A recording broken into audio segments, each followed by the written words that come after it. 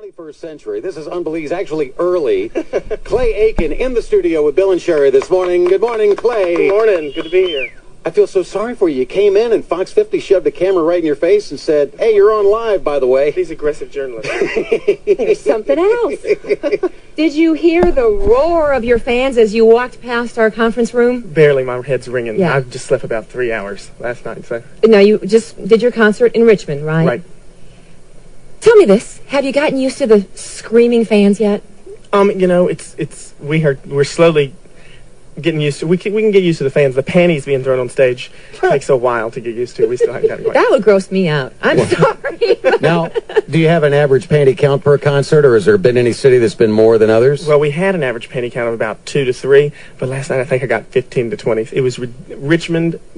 They're all running around panty. All right, so Raleigh has got to top 20. Please, Lord, don't. To be sure. I think it's just to embarrass me. Does it work? It does. Every time I try not to show it, but it embarrasses me. Now, is there a particular song that provokes this more than others? For some reason, it always comes right after the first song in the second half when Ruben and I are on stage together.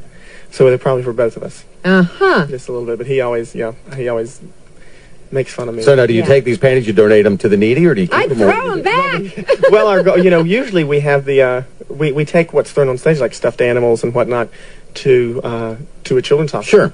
And that's great. But I don't think they want the panties, really. Okay. Probably Just not. thought I'd ask. I don't think they could do anything with them. Yeah. But we may take them and give them a shot. Hey, if they want them. It's up to you. Probably pass on Whatever that. makes the kids happy.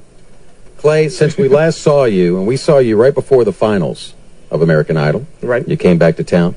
Since then, has there been a highlight, or how crazy has it been? What's been the best thing, and what's been the downside to all this fame? I don't know if there's necessarily been a highlight because there's so much stuff that's changed that's, so many fun things have been happening. Look at what I'm signing right now. Yeah, try that so, one. We got different. I got a silver. Mike Morris has got, the silver pennies way in. See if that works better. Does it? Okay. He was right. All right. I told him it wasn't going to work.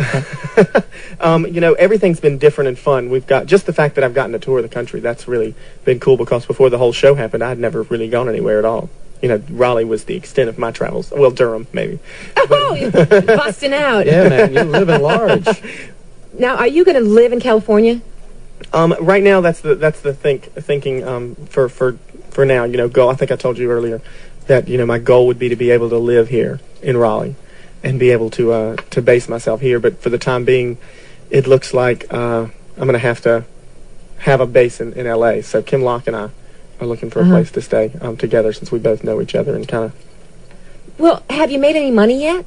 Some, but the funny thing is I haven't had to use any of it. I'm really nervous about September coming around because it's been since February since I've had to pay for anything. I did the show paid for a place to stay. They paid for most of our meals, all my transportation, and then right after that, I've been touring. So I haven't had to, so come September, I've got a reality check. I've got to find a place to live.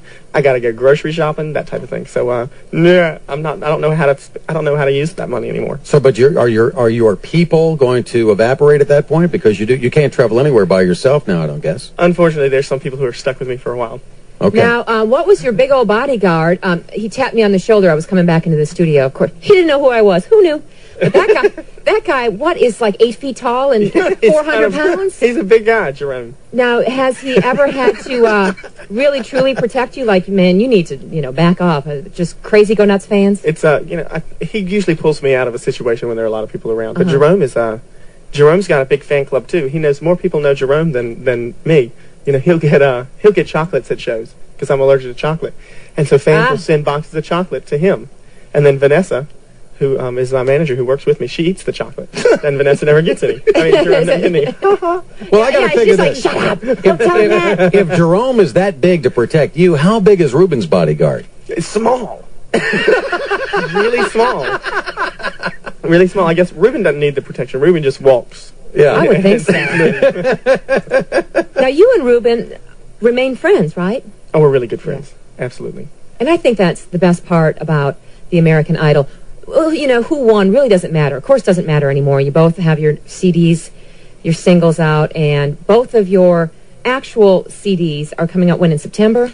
Right. Ruben's is due out sometime early to mid-September, and mine should be late September. Were you surprised that you were picked first to be on the Rolling Stone cover? Somewhat. I just think I think it had something to do with with my schedule was freer at the time, and so. You really think that? Well, I'm not sure. Listen, I don't know why I'm on it in the first place. Now, you know what? Uh-oh. The I know first, what's going to happen. Yeah. The first thing I thought was, thank goodness he didn't wear the red leather. Now the Caniacs in the other room, I mean, they They've got love red that. shoes in honor Listen, of you. the red leather jacket is retired for me. My mother wears it now. I just about lost it when I saw the CD cover. Isn't that the red leather jacket? It is. I couldn't believe it. No, listen, I didn't want to wear the red leather jacket. No kidding. And the people, we talked about this. I don't like it that much. And they said, no, put it on. It looks cool. You spent too much money on that jacket not to wear it again. So I said, fine. And I never thought it would make it. But it looks like I'm wearing shoulder pads. It's so big. Yeah. So they cut it down a little bit. Uh-huh.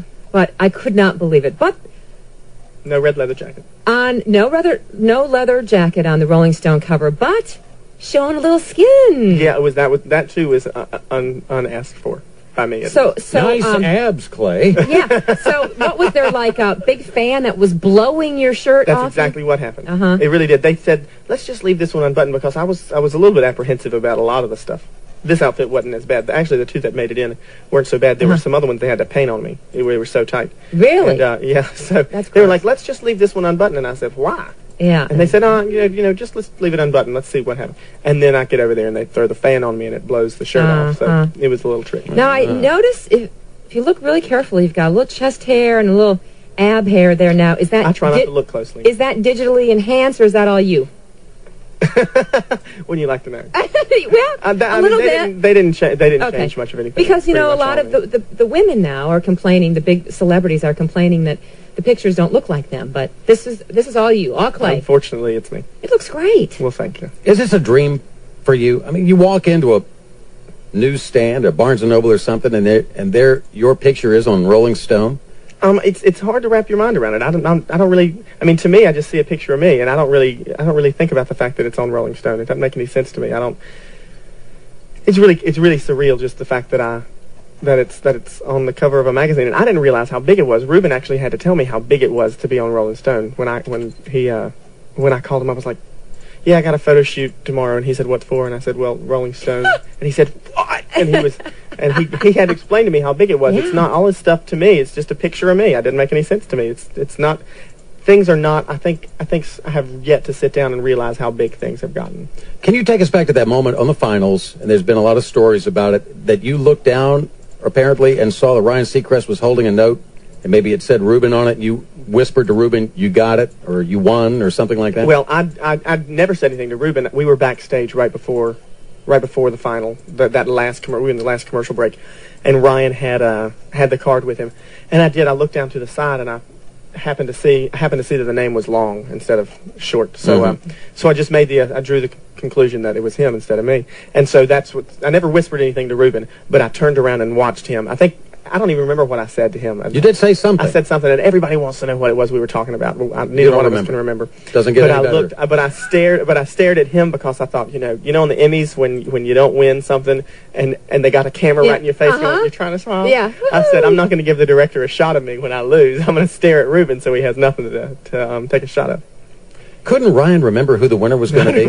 Well, it's a big deal. People make fun of the guy, but it's a big deal. I mean, I guess he could have accidentally said my name, which would have been fine by me. I don't mind. Oops. I think he did a good job. Yeah, he did do a good job. He's amazing, and the thing that the audience doesn't see is that, the entire show, of course, is scripted. Everything is scripted, but he just goes off the cuff and reads and says what he wants to, and he ad-libs the whole thing. He's amazing at it. Those wacky DJs. That's what. Okay.